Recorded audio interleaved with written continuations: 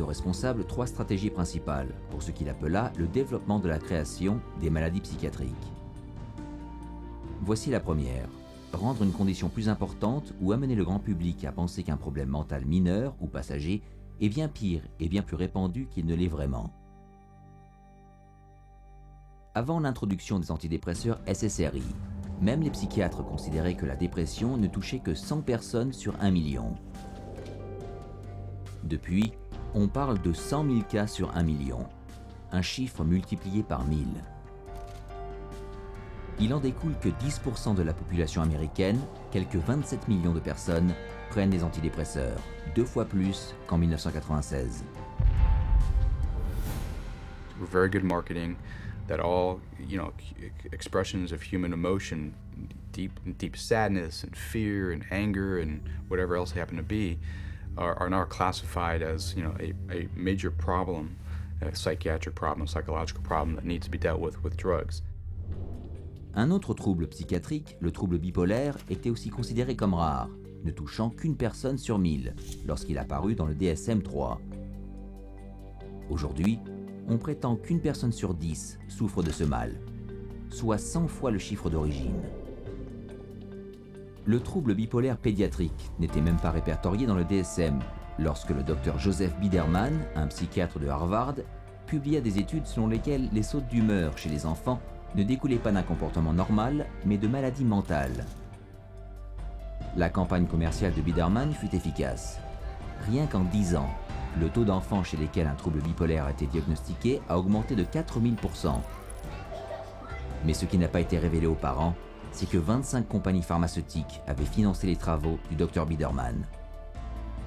L'influence qu'elles ont eue dans cette recherche n'a été dévoilée qu'en 2008, lorsqu'une investigation du Sénat a révélé que le Dr Biderman n'avait pas déclaré plus d'1,6 million de dollars provenant de firmes pharmaceutiques. Mais ces révélations n'ébranlèrent aucunement la psychiatrie. Le trouble bipolaire pédiatrique est toujours accepté dans ce milieu. These labels are being applied to younger and younger children, which I think is really, a sad case. Not sure I agree with any of those labels to begin with, but let alone for them to be applied universally to young kids.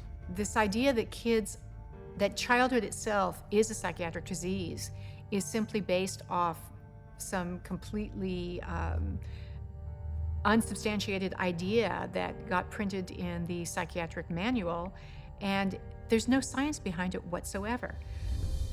Vendre des maladies, stratégie numéro 2. Redéfinir les conditions existantes. Cette tactique consiste à prendre un état d'esprit normal et à le reformuler pour en faire un trouble psychiatrique, qui doit être traité avec des psychotropes. Par exemple, la mélancolie hivernale, une condition mentale commune provoquée par le manque de soleil en hiver, est redéfinie par la psychiatrie en ces mots: le trouble affectif saisonnier, qui nécessite un traitement psychiatrique. Prenons un autre exemple, les émotions volatiles qu'éprouve une femme lors de la période menstruelle. Ceci a été transformé par la psychiatrie en trouble dysphorique prémenstruel, un trouble mental dont la découverte ne fut pas faite dans un laboratoire, mais dans le département de marketing du fabricant de psychotropes Eli Lilly. When Prozac patent came up, they realized they needed to come up with some sort of new to keep the money rolling in, and they came up with a new disorder. They just made it out of thin air, the premenstrual dysphoric disorder, the PMDD, and then the new wonder drug, which was Serafem, which if you look at Serafem on the back of the label, it just says, this is Prozac. And they were able to keep that patent so that nobody else could make it, so that they could keep that money rolling in. Many of the drugs today are simply drugs repackaged. They're drugs that had a patent and now are generic, or now get called something else, or they decide now to use them for something else. Vendre des maladies, stratégie numéro 3. La création de nouvelles conditions pour répondre à un besoin du marché. Prenons par exemple le trouble de l'acheteur compulsif, dont la promotion fut faite par le psychiatre Jack Gorman. Gorman a déclaré qu'une récente étude avait souligné le fait que 20 millions d'Américains, dont 90% sont des femmes, pourraient avoir ce problème. Ce qu'il n'a pas révélé, c'est que cette étude fut financée par les laboratoires Forest, le fabricant de l'antidépresseur Celexa, et que Gorman était payé comme consultant par 13 firmes pharmaceutiques, dont Forest. La grande majorité des consommateurs n'ont jamais entendu parler du concept selon lequel on fait le marketing de maladies pour le profit. mais dans les industries publicitaires et pharmaceutiques, c'est un fait notoire. En 2005, un rapport de Reuters Business Insight à l'attention des cadres d'une compagnie pharmaceutique stipulait que la capacité à créer de nouveaux marchés de maladies rapporte des milliards de dollars en vente de psychotropes, et que dans les années à venir, on verrait plus de maladies créées et sponsorisées par les corporations. If I can't get along with my husband, take a drug. If I'm feeling a little depressed, take a drug. If I can't study properly, take a drug. We've become a fast food, what I call a fast food, fast drug society. On peut alors se demander, quelqu'un remet-il en question cette augmentation de diagnostics très douteux et scientifiquement non prouvés? En avril 2006, le journal de médecine britannique a découvert le poteau rose lorsqu'ils ont publié une étude novatrice qui annonçait la découverte d'un nouveau trouble psychiatrique, le trouble du déficit de la motivation. Ce trouble, caractérisé par une léthargie et une réticence à travailler, était supposé être présent chez des millions de personnes. Après que les médias ont diffusé la nouvelle partout dans le monde, le journal a dévoilé la vérité. Cette étude faisait partie de leur édition du 1er avril, un poisson d'avril. Mais la blague avait prouvé que la vente de maladies marchait. Même ceux qui ne souffrent d'aucun trouble mental courent le risque de se voir prescrire un traitement psychotrope. Une étude publiée dans le journal de l'Association médicale américaine encourageait toute personne victime d'un accident de prendre des antidépresseurs pour prévenir la dépression, qu'il soit déprimé ou pas. Il fut découvert plus tard que les auteurs de ces travaux avaient des liens financiers cachés avec le fabricant de l'antidépresseur Lexapro. Les psychotropes de prévention représentent la prochaine vague.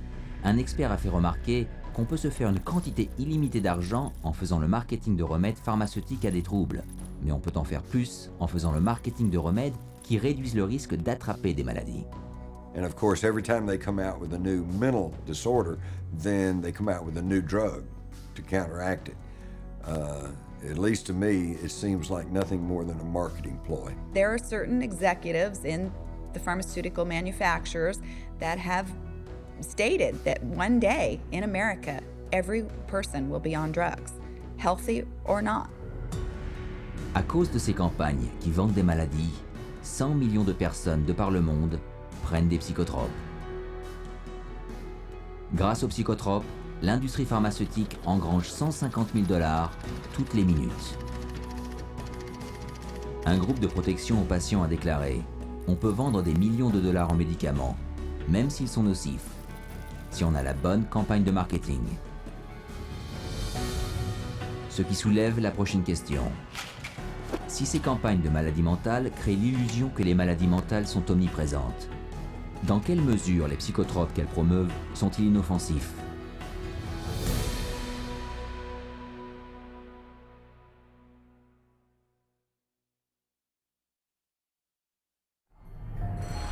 Les psychotropes sont devenus les meilleures armes de la psychiatrie moderne. Mais sont-ils aussi inoffensifs qu'on aimerait nous le faire croire?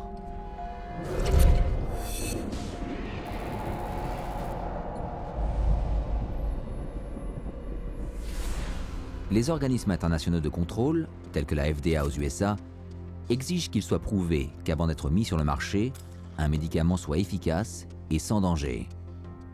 Les firmes pharmaceutiques doivent donc entreprendre des essais cliniques rigoureux pour démontrer l'efficacité et le caractère inoffensif du traitement, avant de les commercialiser. Du moins, c'est ainsi que les choses devraient se passer. Malgré le vernis que les psychiatres et les laboratoires pharmaceutiques nous passent à coups de relations publiques, l'idée que les psychotropes sont inoffensifs est loin d'être vraie. Et il y a bien des raisons à cela.